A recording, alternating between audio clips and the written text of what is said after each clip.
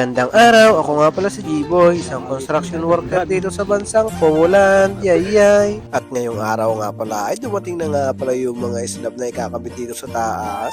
Dito nga ay meron pa kami naiwan na sintadahan kahapon, kaya ito nga pala yung gagawin namin ngayong araw. Dito nga ay pinagtulong-tulungan na namin nga pala itong gawin. Yung ibang kasama ko nga pala dito ay nagkating at naghakot ng mga materyales at ako na nga lang pala yung nag-file. Dalawa nga lang pala kami nagpa-file ngayon. Ito nga ay kailangan nga pala nakalibil na maayos to at ilalapat nga pala dito mamaya yung precast na slab. Dito nga ay magkakabit na sila ng precast para sa hagdanan. Nag-aantay nga kami nang may lapat yung slab ay nagkating na din yung mga kasama ko ng puro term na ikakabit ko dun mamaya. Pagkatapos nga pala dito nilang ilapat yung slab ay agad ko na nga rin para sinimula ng pag-asintada ng puro term. Dito nga ay hindi nga ako nagkamali na agad-agad na nga rin pala ito nilang lalapatan ng slab. Kahit nga ako hindi pa dito tapos ay agad dala nilang pinilit ang paglalapat ng slab dito. Habang naglalapat nga sila dito ng slab ay tuloy naman ako sa pag-aasintada at na makahabol nga pala ako dito at medyo masikip ang paggagawang ko dito. Dito nga inabutan na ako ng kasama ko ng puro term para hindi na daw ako mag-akyat at baba. By the way,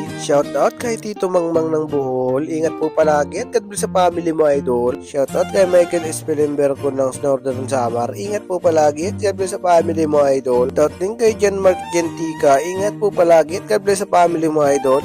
Anyway, dito nga, nilapat ko na nga rin para yung stropel. Ito nga pala yung huling patong namin dito at kasunod nga pala nito ay buhos na. At dito naman ay inabutan na ako ng kasama ko ng stropel at mamaya ay kakabit ko na nga rin pala ito. At agad na nga rin pala ako dito nagsuot ng safety harness. Kailangan nga pala ito at nasa taas nga pala tayo ngayon. Kahit nga maulan dito ay wala kaming silong-silong. Pagkabigay nga pala ng halo ng kasama ko ay agad ko na nga rin pala ito nilapatan ng halo at ilalapat ko na nga pala dito yung stropel. Medyo nahirapan niya lang pala ako dito nagkabit ng strobe na tayo. Nasa perimeter nga pala yung gagawin ko. Tapos ang pwesto ko pa dito ay nakaupo kaya talagang masakit sa likod ito. Pagkatapos ko nga pala itong ilapat yung strobe ay agad ko na rin tinulungan yung kasama ko dito. Dito nga ay hinati nga pala yung strobe at kailangan nga pala ito yung magkaharapan ng pagkakabit dito. Dito nga ay matatapos na yung mga ibang lahi na maglapat ng slab. Ito nga lang pala yung kagandahan dito. Pag precast na slab ay hindi na kailangan pa ng mga pinulik.